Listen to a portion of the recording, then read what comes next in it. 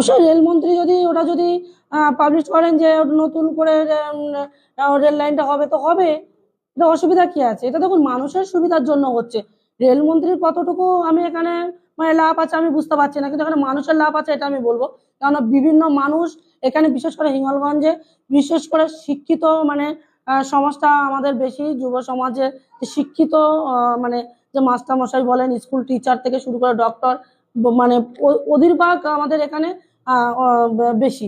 তো এনারা বাইরেও চাকরি করেন, চাকরি জন্য যান, তাদের দিক থেকে একটা সুবিধা হবে। এখান থেকে রেলে গেলে হয়তো 10 টাকা কি 15 টাকায় যেটা কমপ্লিট হয়ে যায়, সেটা বাসে কিংবা অটো টোটোয় গেলে সেটা 100 টাকা অবধি খরচা হতে পারে।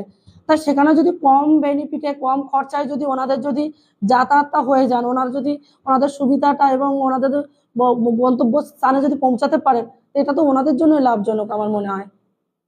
অবশ্যই হবে। সরকার যেহেতু আমাদেরকে আশ্বাস দিয়েছিলেন, আর বিশেষ করে আমাকেও তো সরকার আশ্বাস দিয়েছিলেন যে এখানে রেল কমপ্লিট হবে, যে রেল লাইনটা 2009 সালে এসে এখানে বন্ধ হয়ে আছে, মমতা সরকার জায়গা দেয়নি কি জমি দেয়নি, এই বিষয় নিয়ে নানান অভিযোগ উঠেছিলেন এবং মানুষ চাইছে, সাধারণ মানুষ যেখানে চাইছে সেখানে তো অবশ্যই হবে। আর সরকার তো নিজে যে রেলমন্ত্রী, ওনার কাছে হয়তো আমাদের এখান থেকে আমাদের প্রতিনিধিরাও গিয়েছিলেন, গিয়ে ওনার থেকে সেটা কথাবার্তা বলেছিলেন।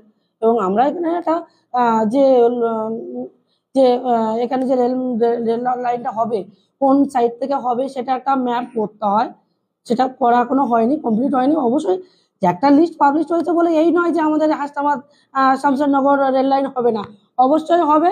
আস্তে আস্তে ধীরে ধীরে হবে। 5 বছর এখনো দেখুন, সবে আমরা 1 মাস হয়তো 2-4 দিন হয়েছে আমাদের সরকার, এখনো কিন্তু 5টা বছর পড়ে আছে। তাই আমাদেরকে এতটা উত্তেজিত না হয়ে ঠান্ডা মাথায় আমাদেরকে ধীর মস্তিষ্কে আমাদেরকে এগোতে হবে।